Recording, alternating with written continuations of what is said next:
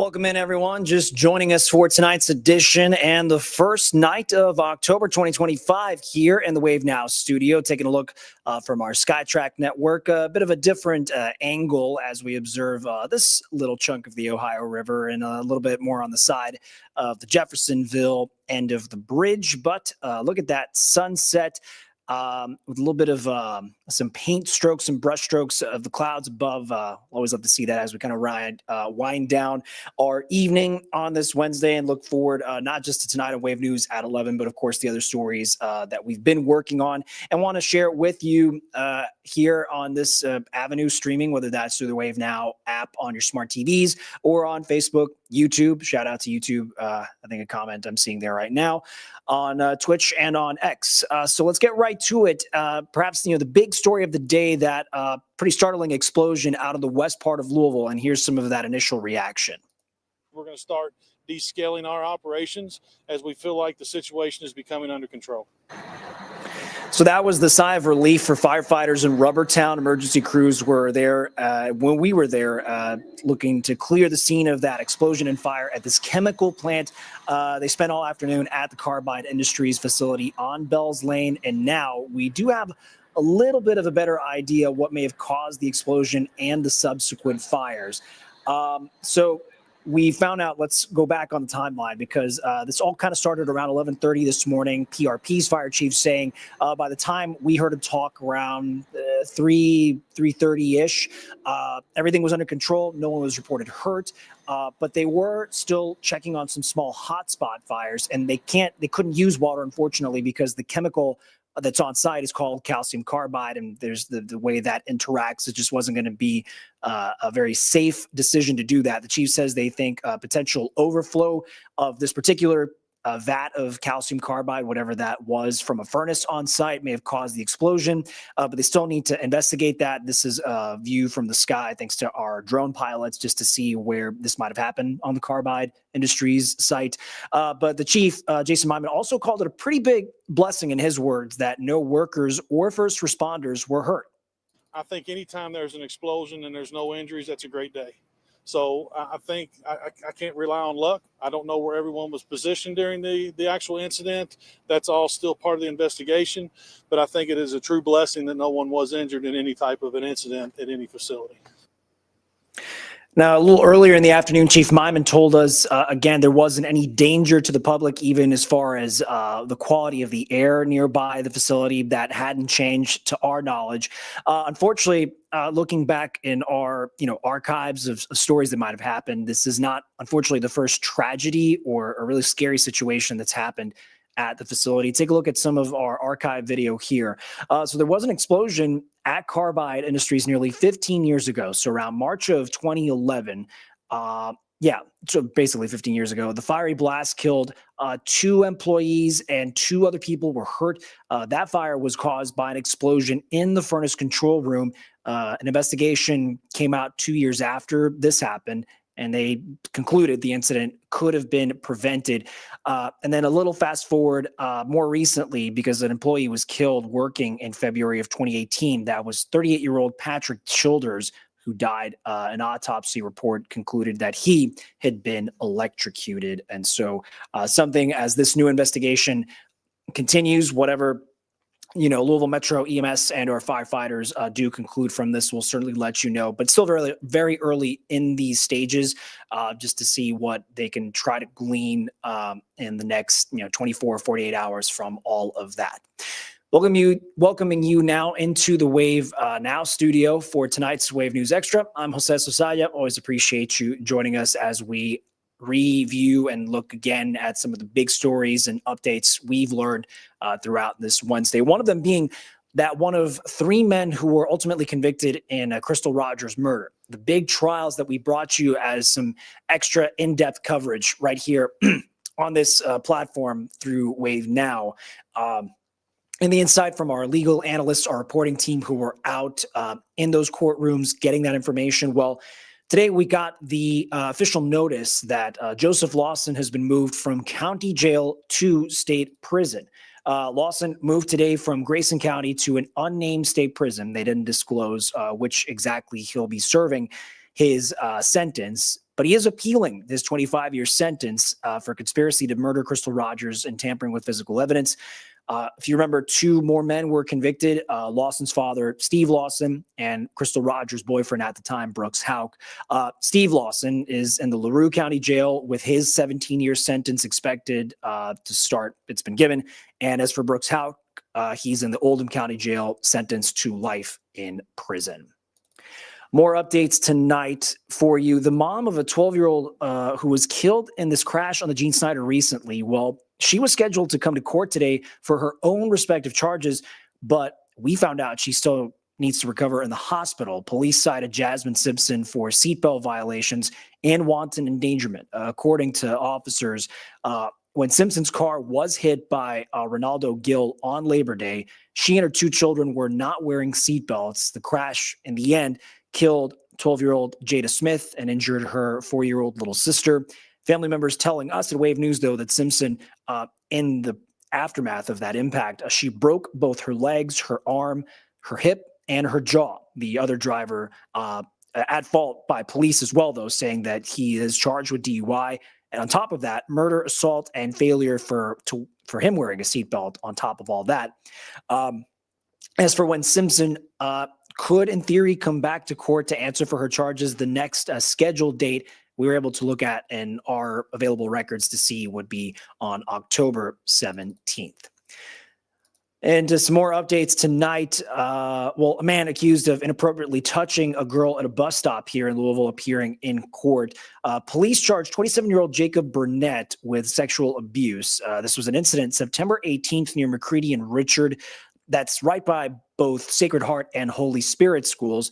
The reason, or one of the big reasons that police were able to arrest based on the suspicion in the case they're building, was that the girl who was the victim managed to take a very quick video on her phone of the suspect as he ran away. A tip then led police to arrest Burnett, who today pleaded not guilty.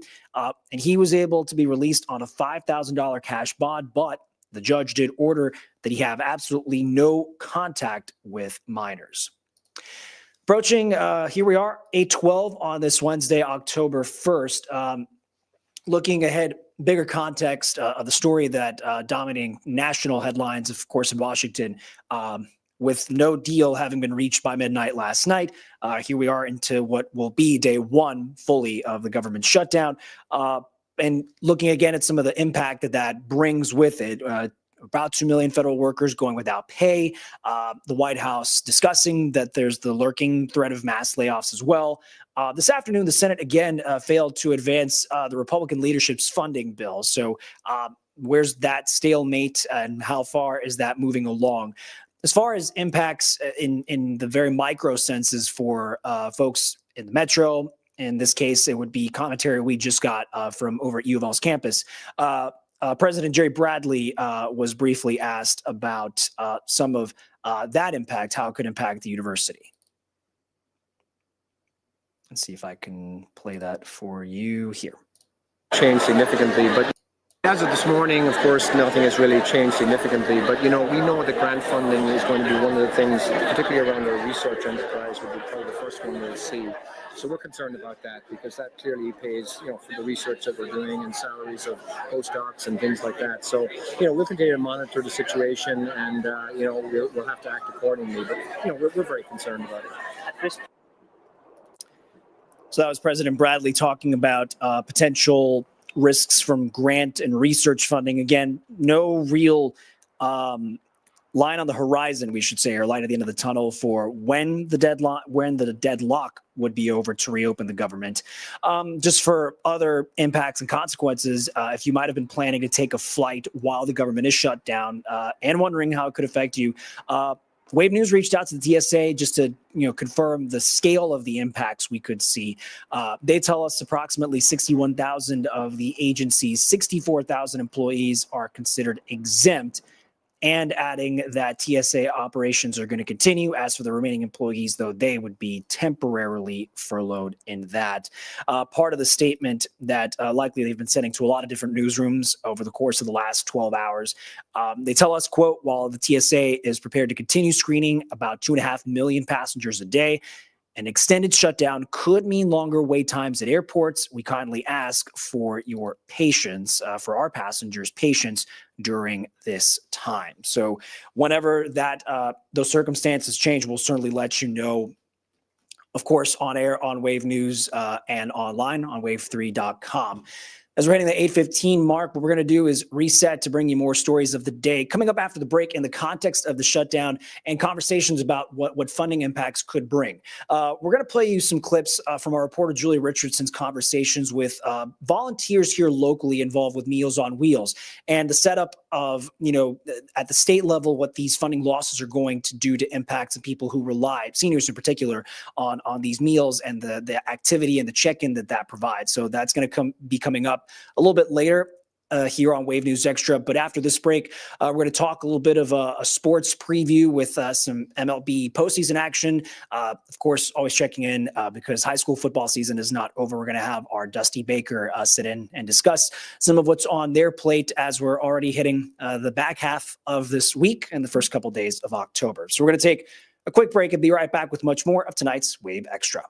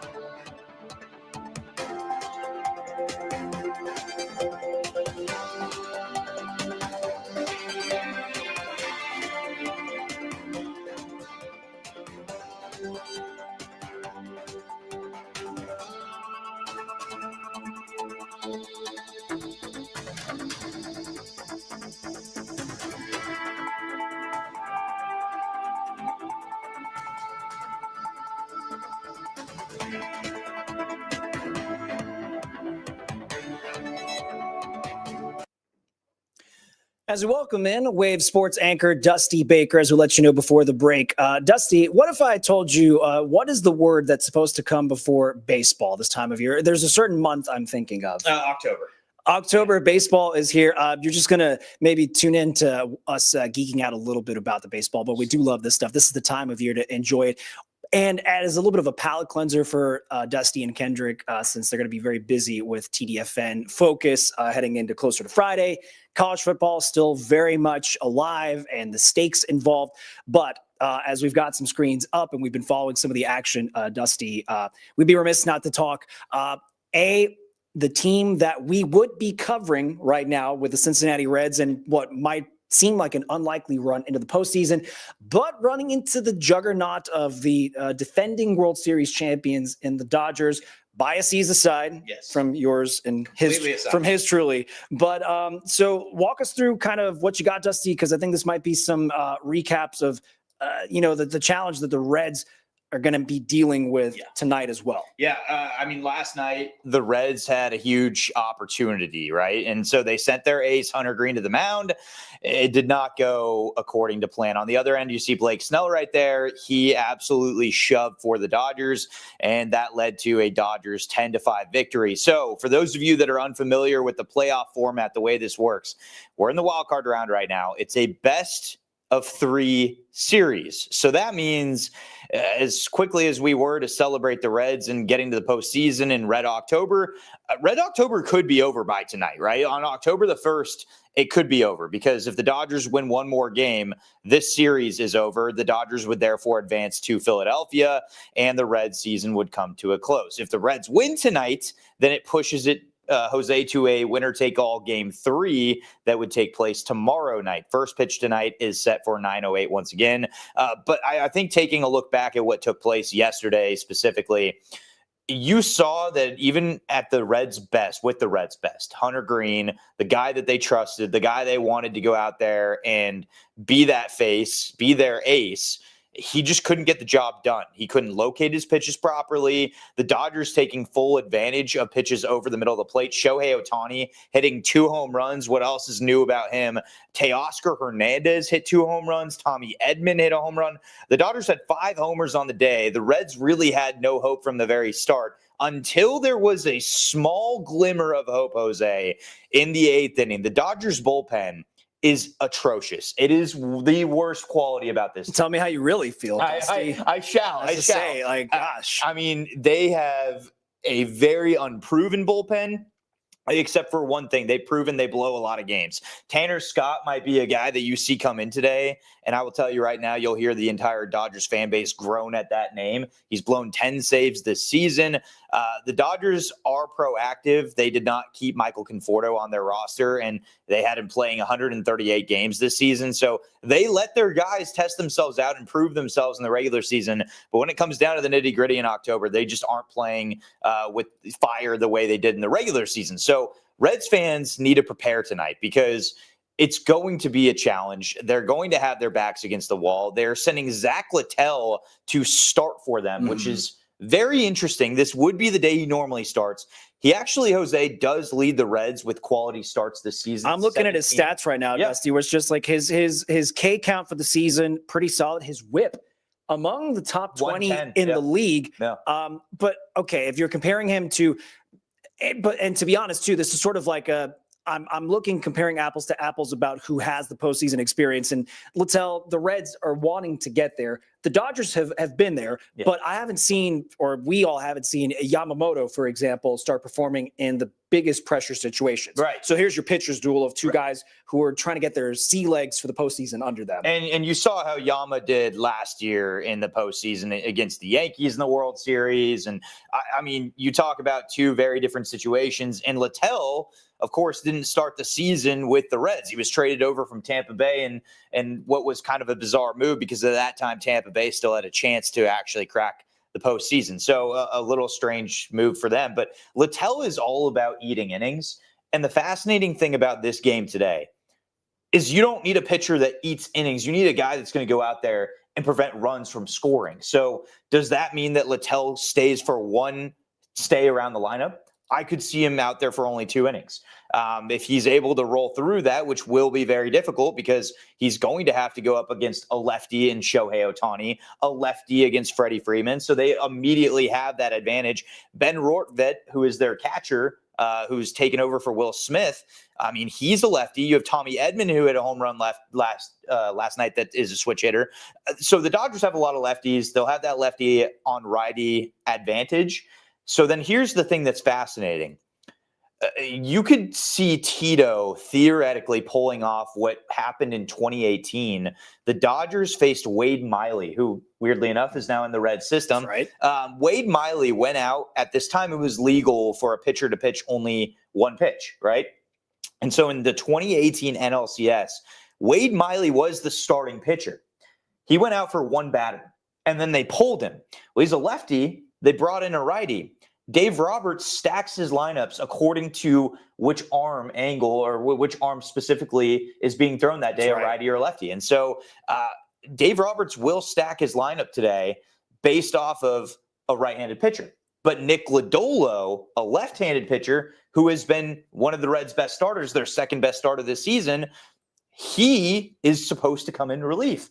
So I'm fascinated to see how short the leash is for Littell. It may not be long at all. It might be 1 inning for all I care. I wouldn't be shocked if we see Littell have a 1 inning leash. I don't think it'll be less than an inning unless they're hitting him around. But Lodolo is going to come in, and that is the guy the Reds are going to be counting on this evening, because Hunter Green yesterday couldn't get the job done. And if the Reds are capable of pulling off an improbable victory, they're going to have to scratch runs across a Yamamoto pitcher that just simply does not give runs up. And he shoved against these Reds back in the summer, striking out 9 and 7. It's going to be a challenge. However, the Reds still believe they have a chance tonight. I was going to say, we've got some still fading glimmers of hope from some of the roster. Who we got? Yeah, we have Spencer Steer and Matt McLean, 2 guys that are hoping to play at least a role tonight in terms of at least either pinch hitting or being in the starting lineup. But they believe that the Reds have a chance here against Yamamoto. Yeah, I mean, it feels like we've had our backs against the wall plenty of times this year, and that seems like when we're playing our best. So backs are against the wall tomorrow, and, we're going to come out and we're going to show some fight tomorrow and hopefully make something happen. We've been in this spot. We're going to go out there and play Reds baseball. We're going to play the game hard, play the game the right way. We'll be good. Yeah, so, I mean, a good thing that they have the confidence. And let's be honest, Jose, they're not wrong. I mean, the Reds have had their backs against the wall virtually this entire last month. And somehow, some way, they were able to make it in an improbable ride to the postseason. So it doesn't mean it's impossible. Sure. But I will be honest, it is probably not the most ideal situation when your backs are against the wall and you're on the road at Dodger Stadium, which has 56,000 fans that'll be screaming, that are going to be loud.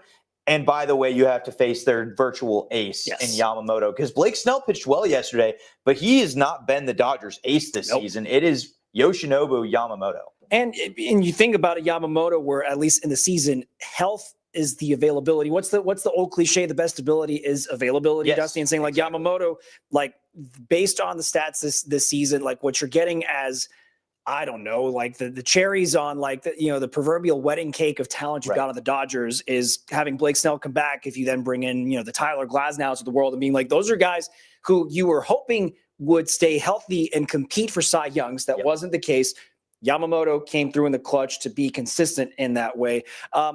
What I was going to ask you was, everything you laid out is, that uphill climb has only been made steeper. I'm curious, based on, it's like the Dodgers, do you think, how many runs do you think they need to get on the board? If we've got like a 4 or 5 run game from the Dodgers, does it matter just keeping the Reds to 3 runs? Yeah, I think no more 5 than 3 runs, 4 runs is a pretty. But yesterday I had said that I believed 5 runs was going to be the key, and essentially that was true, because at that point, the game was A, over, B, the Reds scored 3 runs in that 8th inning that the Dodgers essentially gave away, but 5 runs would have essentially done the job for them. I might even go as far as to say that 4 runs is what I'd say seals the deal for the Dodgers. Now, here's the thing. The Dodgers have had some inconsistencies over the last couple of months, not just last few weeks.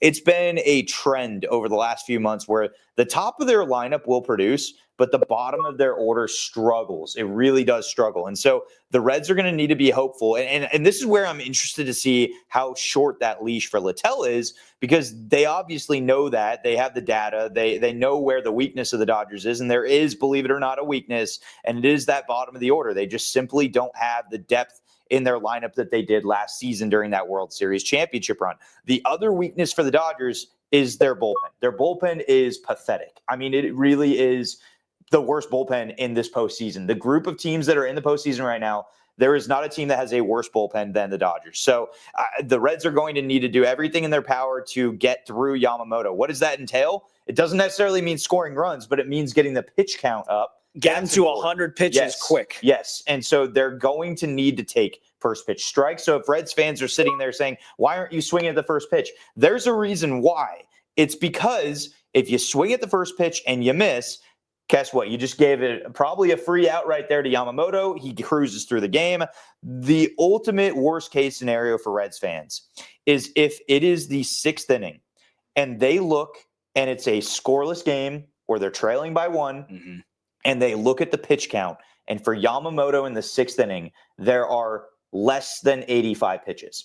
If that is his pitch count, if it's less than 85 pitches after 6 innings, this is going to be an impossible game to win for the Reds, because Yamamoto will be able to finish at least the 7th out, possibly the 8th, and then the Dodgers will do one of two things. They will either go to an arm from the bullpen that they trust, which there's not many, but Robleski But they is one of them. exist. They do exist. They're few and far between. Robleski is one.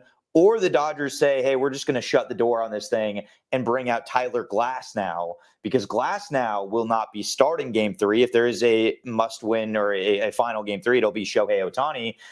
And then Emmett Sheehan would most likely piggyback him. So the Dodgers have all sorts of pieces. Oh, by the way, here's one other one, Roki Sasaki. So, yes, there are options there. It just happens that none of them are dictated or, I guess, referred to as bullpen pieces. They are more considered starting pitchers. So. They're assets who are waiting in the bullpen, but you can afford to do that if you're Dave Roberts and being like, this is, I can close the Reds out, right? And I buy Glasnow. Okay, I use him up early, but he's going to get the rest that I'm going to want him to get. And regardless, like you said, Sheehan's going to be the piggyback. Yep. And I just keep the order and the rotation going. And there's no concern right now in Dodgers fandom as far as usage of potential starting pitchers in relief roles. And here's why. Because one of two scenarios happens. Either they use a Glasnow, a Sheehan today, and then they win the game. Well, guess what? Shohei Ohtani is your Game 1 starter against the Phillies. But let's say he uses those options and then the Reds still win this game and it goes to a Game 3. If the Dodgers are able to win that and go to Philadelphia, your Game 1 starter is most likely going to be Blake Snell, or it could be Clayton Kershaw. So the Dodgers have plenty of options. It's an embarrassment of riches. The Reds have their backs very much against the wall. I had told everybody going into this thing, the Reds really needed to win Game 1, because when you have your ace on the hill and you're not facing the Dodgers ace, you have to take full advantage, especially when it's a David versus Goliath matchup, right? And so the Reds did not take advantage of that. That is why they find themselves with their backs against the wall. Does it mean it's impossible? No, it does not. But this is a very difficult situation to get themselves out of. And so they're going to have to win 2 straight games. But I've seen much crazier things, Jose. And so I wouldn't be counting the chickens before they hatch. On either side, I wouldn't be telling Reds fans pack it up, because guess what? All it takes is 2 hot days at the plate or 1 bad day from Yamamoto on the hill. You might find yourself in the final 3. And if that happens, I mean, it would be all hands on deck. But for the Reds today, it should be all hands on deck. Their season's on the line. I really expect, if there's any major expectation I have, there is just no way that Zach Littell survives more than 3 innings. I do not see pull him at 3. I do, maybe less. It could be 2. I mean, I would imagine 1 time through the lineup is probably plenty. I would be almost shocked if he sees Shohei Ohtani a second time. It would be shocking, because at that point, Ohtani's seen him once. Who knows what happens in that first at-bat? It could be dangerous, but it's a lefty on righty matchup. Guess who you have that's supposed to be coming in? A lefty who's a better pitcher in Lodolo. Right. So Lodolo should be coming in by the time Ohtani comes his second time through the lineup. At the top of the lineup. Yeah. All right. And that's the game we're going to be watching by the time, of course, first pitch, 9:00. It's our time. 9:08. 9:08 our time. So it's going to be going on by the time we start up on Wave News at 11. So whatever the latest score is, Dusty's going to have that, break down the highlights. What else is on your radar as you're working and we're looking ahead toward the week, Dusty? Yeah, we have a very interesting slate of high school football games this week. It's not the deepest because there's a lot of bye weeks, but so we do have a rivalry matchup, and I will have a story tonight on Wave News regarding this rivalry matchup. It's Jeffersonville and it's New Albany. Here's the big storyline here. Okay, neither team has really found their groove yet, but there is something massive on the line. This is a rivalry that dates back to the early 1900s. Okay. If you look at the records all time, they are 42, 42, and 2 against each other. Could not be more dead even, right in the middle. A true rivalry. It is a true rivalry, and they're even 500. I mean, what are the odds of that, right? And so on Friday, the winner will be able to say we have the all-time record, which is kind of insane. So Jeffersonville won last year, so they're trying to streak something together. New Albany is looking for their first win of the year. So, I mean, at this point, you're keeping an eye on that. It is at New Albany, so they have the home field. I have to mention, New Albany hasn't been blown out in every game they played. They've had some close affairs that just really the ball hasn't bounced their way, or something fell off on their end that just didn't work out. So they've kind of had a rough patch, but this is an opportunity for them to try to kind of clean it up here. And remember, there is still a postseason to be played. And, you want to play your best ball during that time. So this is a good time for transition. So we have that going on. We have college football this weekend. It'll be U of L hosting number 24 Virginia, who just upset Florida State. Them riding a little bit of that momentum. They want to see if they can take a swing at these other ACC stalwarts, right? Yes, and the quarterback play is going to be fascinating. You have Miller Moss, who's, I'd say, started to at least improve and show some confidence in the offense. You saw him lead the Cards back from what could have been a really ugly loss against Pitt. Instead, wins 34-27. And then on the other end, you have Chandler Morris, who is a multi-transfer quarterback. He was at TCU, North Texas. Now he finds himself in Virginia. And what did he do this past week? Well, he led his squad to an upset victory against a Florida State team that many people believed might be a top 10 team. So going to be very interesting to watch that. You have the Cats.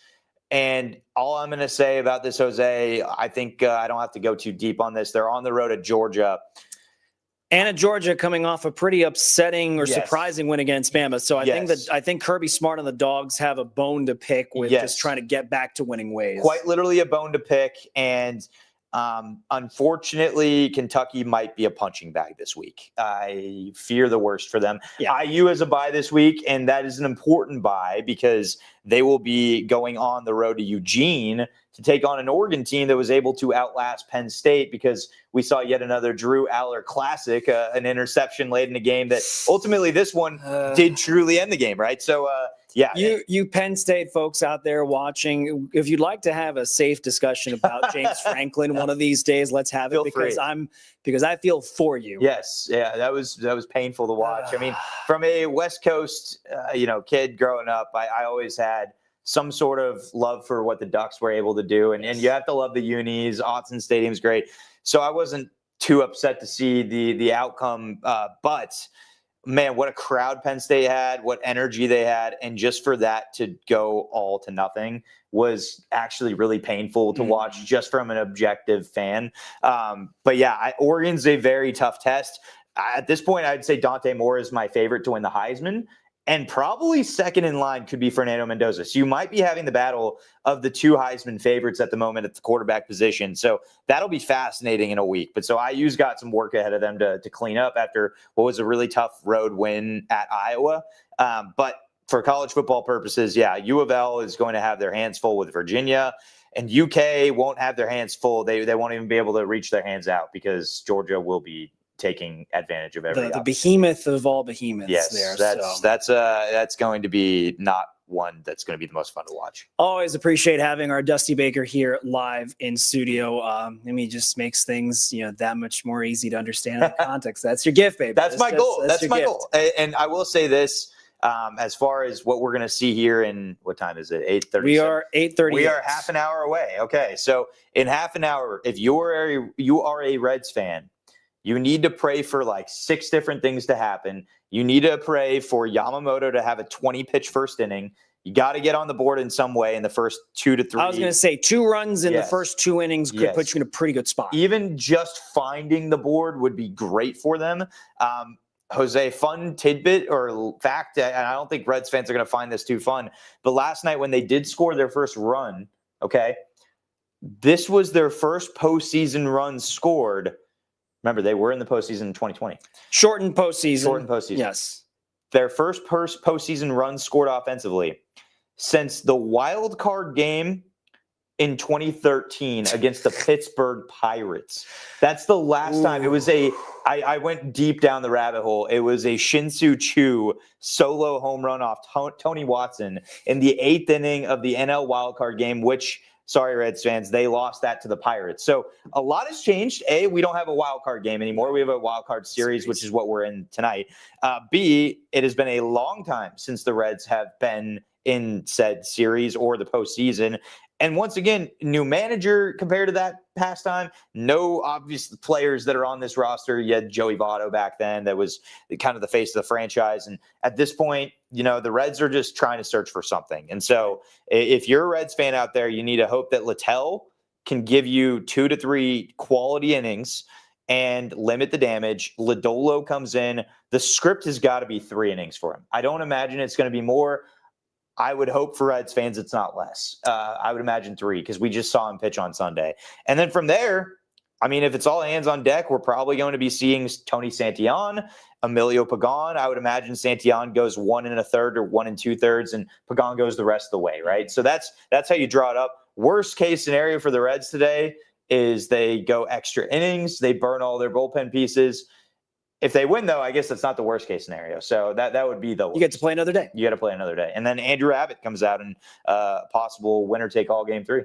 That's the stakes we love to hear in October baseball. Yes. Always appreciate having our Dusty Baker Appreciate here. you. We're going to take a quick break and be right back with much more of tonight's Wave Extra, including part of that conversation our Julia Richardson had. Want to share with you. So we're going to be right back with more Wave News Extra.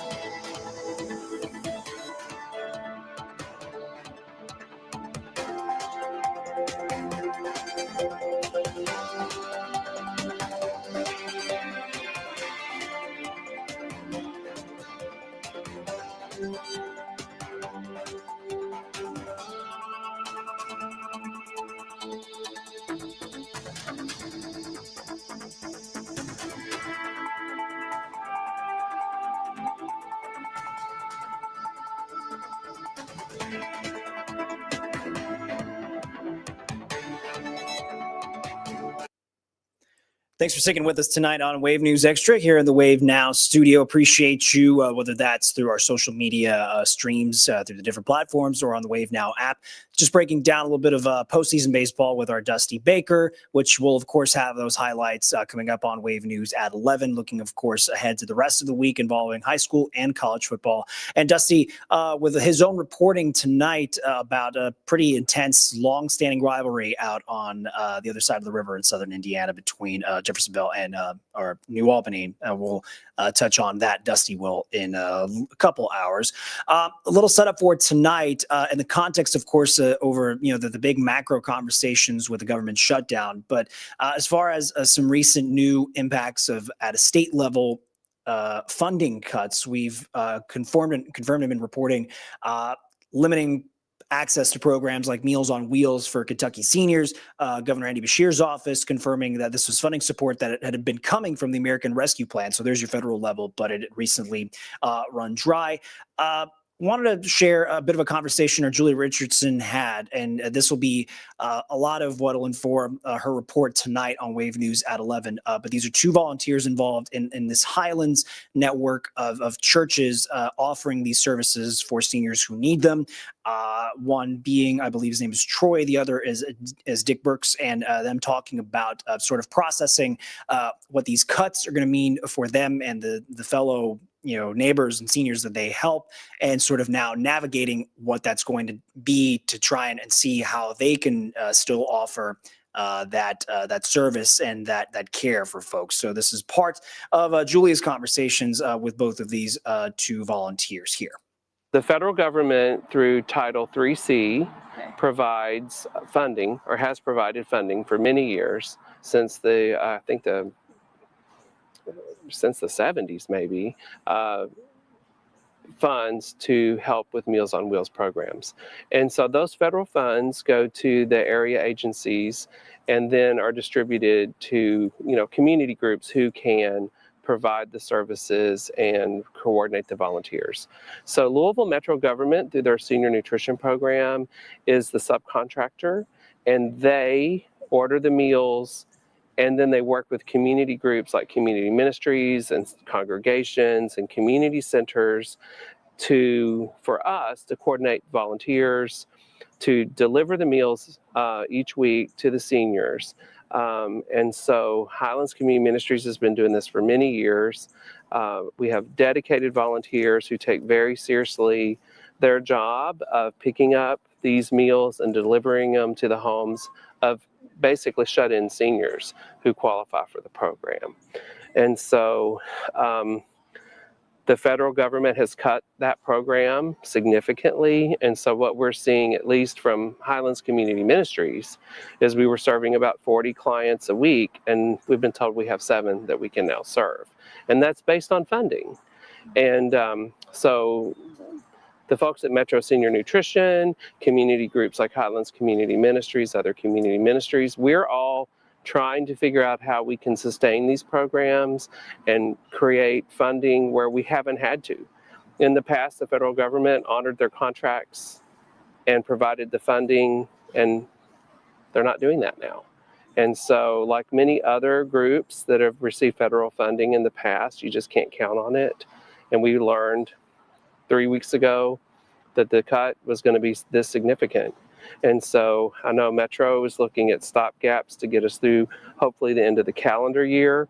And there's some really good people at Metro government who care about these clients and about the whole city being served for Meals on Wheels. And it was quite a shock to see my people yesterday and hand them a letter and tell them this is the last time I'm going to be delivering to you because it's been cut off.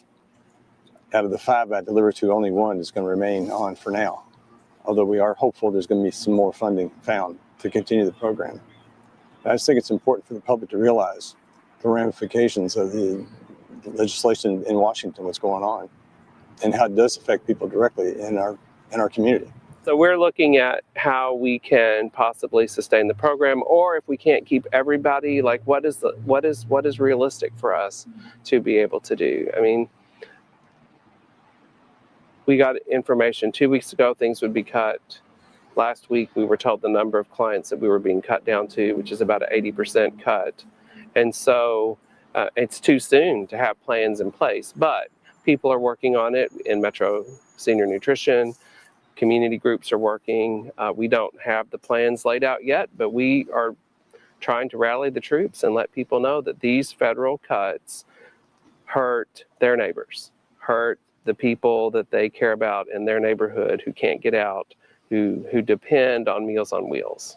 Gotcha. And I feel like people don't really realize how many people it affects either. Like, no. People think it's just, well, unfortunately, we always think it affects somebody else, but until it affects somebody we know, we're less likely to take action. And so that's why I think the community groups like the community ministries and the neighborhood groups that deliver these Meals on Wheels, they know the people. Like, Dick Burks knows his people he delivers to every week. And so, it was not a good day yesterday when I had to let my 10 volunteers know that we were only going to need 1 a week now until we can figure out how to serve more people. or if funding gets restored in some way. And I mean, they were all crying. They were all upset. And that's what kind of prompted me to go ahead and to start pushing out this information that there is a need, and the community is probably going to have to fund that because the federal government is not going to do that, at least for the immediate future. And I mean, talk about, because I know some of them, I mean, you see them every week, so you're Right. kind of developing a relationship Sure. with them too. I mean, Yeah. talk about how important that is for, you know, because it's not just you're giving them food. It's Well, like, they look forward to seeing me every week, coming and get to chat to somebody, because as I said often, they don't see anybody else during the week besides me. So that's important to them. So community groups like me are also trying to engage in looking at how do we sustain these programs, and if federal funding is not going to be available, we want to figure this out for our seniors who are homebound and who are vulnerable and can't get out. gotcha. And so, how much federal funding, like a year, are you guys? Or I mean, I guess you would only know for. So for Highlands Community Ministries, you know, serving the number of clients that we do, I mean, to purchase those meals is about $70,000 A year. a year. Okay. And so, I mean, that's not like a huge amount of money in, I guess, the grand scheme of life. But when you take that across the city of Louisville, that's like $1 million that is short to be able to serve all the clients that were being served currently. So our thanks to our Julia Richardson there. And by the way, her piece with much more of that, condensed, focused information that she's going to have ready is tonight at 11 on Wave News at 11. So make sure you join us then.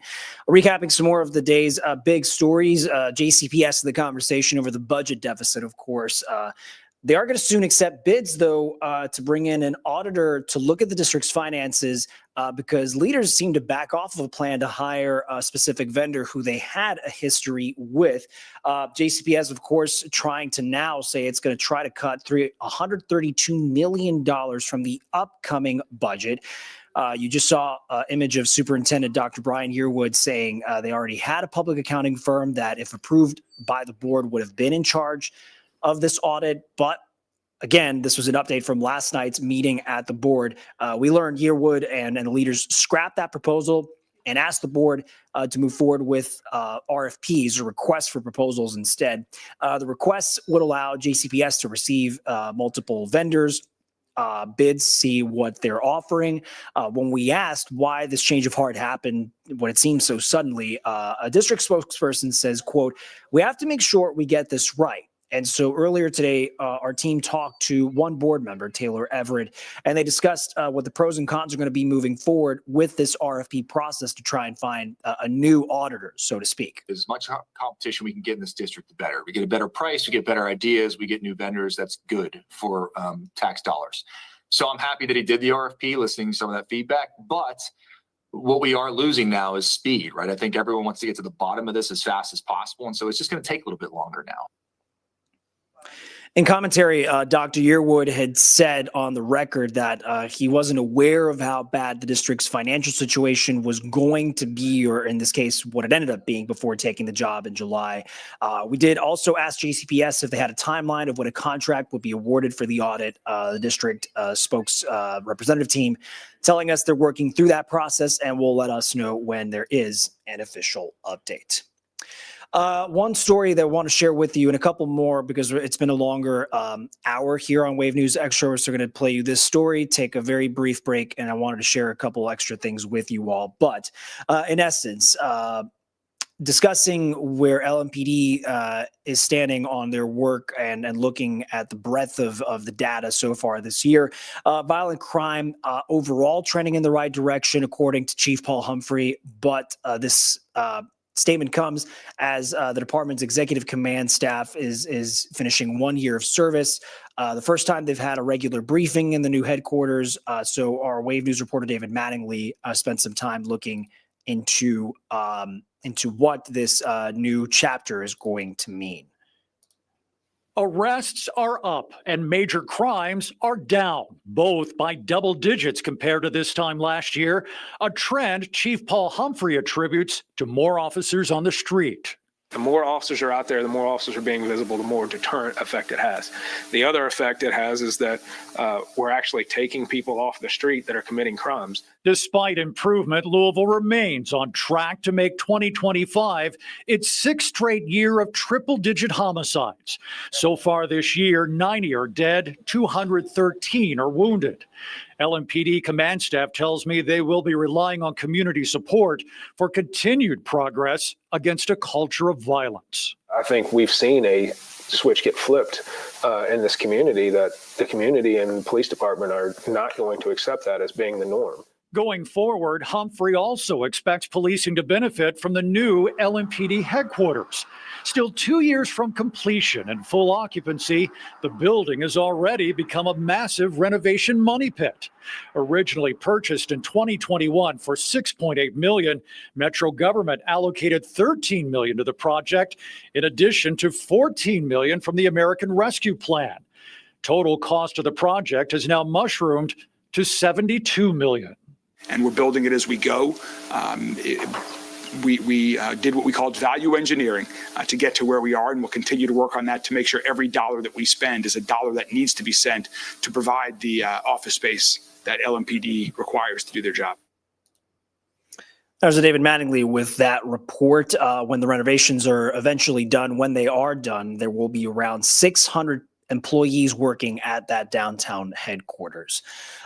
Real quick, since I'm looking at the clock and just want to make sure this is the window to share more of these stories with you before we do kind of have to wrap up here in the Wave Now studio. Taking us out to Scott County, Indiana, where they had voted in their youngest coroner ever. But tonight we're learning he's no longer being paid 3 months after a state agency told county leaders they had to withhold his paychecks, because it's not clear to us if Brighton Ritchie has resigned his office as well. He has said he intended to, but the county has not been able to provide any sort of letter of resignation. Newly elected coroners get 6 months from taking office to take their required training courses. But the state's training board says Ritchie has failed to meet that deadline. So our Wave News troubleshooter, Mark Stevens, looked into this and found out that the pay stoppage is because of Ritchie's failure to follow that state law. In an on-the-fly move at a recent Scott County Commissioners meeting, the attorney asked the board to stop paying the coroner. Requires the county coroner to complete the training course within 6 months of taking office. Scott County Board of Commissioners received notice from the Indiana State Coroner's Training Board that Scott County coroner has not timely completed this training. The county had gotten notice all the way back in July, telling it coroner Brighton Ritchie hadn't completed his training, and state law required his pay withheld. But the county failed to do anything for months, allowing Ritchie to collect $2,400 in pay. I don't believe that you have any discretion to continue paying because of the nature of the language in the statute. Board President Randy Julian declined an on-camera interview. He says the Floyd County Coroner's Office will help while the county's deputy coroner completes their training. Ritchie also declined an on-camera interview with me, but told me he planned on resigning, saying he was sick of the politics. He has since stopped returning my calls or texts. It's not clear if he has resigned, but he did not show up to any of the county's budget hearings for his office earlier this summer. Does the coroner want a budget? I don't know. I can't answer that. Who's not the coroner? You're not the coroner. That's right. My guess is. Why is the coroner not on the list, Kenley?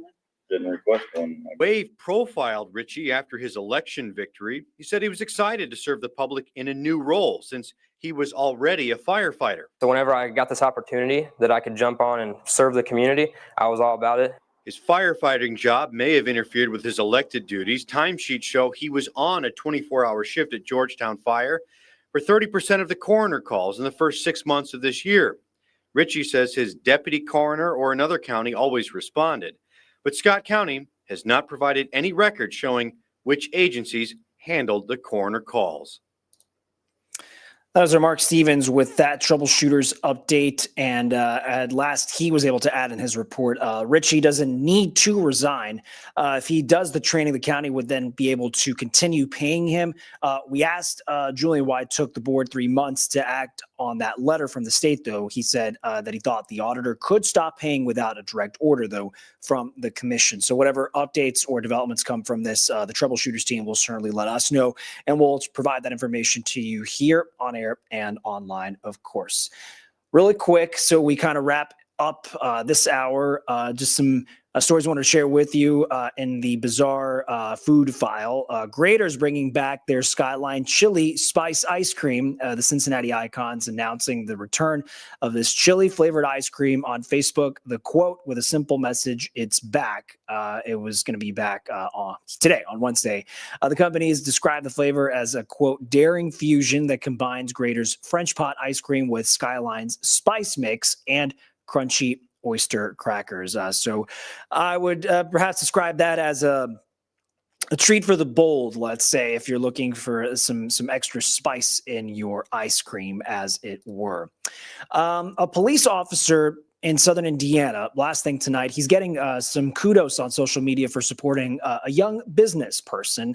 The department posted their interaction on Facebook saying that they want to encourage kids who are doing positive things out in the community. In Clarksville, reporter Sarah Bolgan has the story.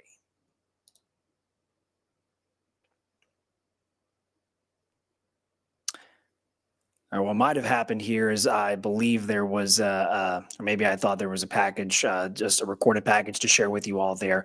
But I will point out what we'll probably have is a breakdown and some reaction from the police officer and our young entrepreneur tonight on Wave News at 11.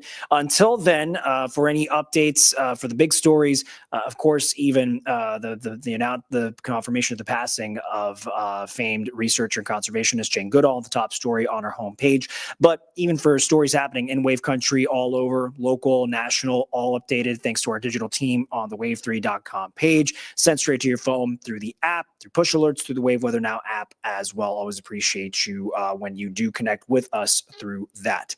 All right. It is 9 o'clock. We're going to wrap things up. I'm Jose Sosadia here in the Wave Now studio for this October 1st edition of Wave News Extra. We'll see you all tomorrow at 8:05. Until then, take care, everybody.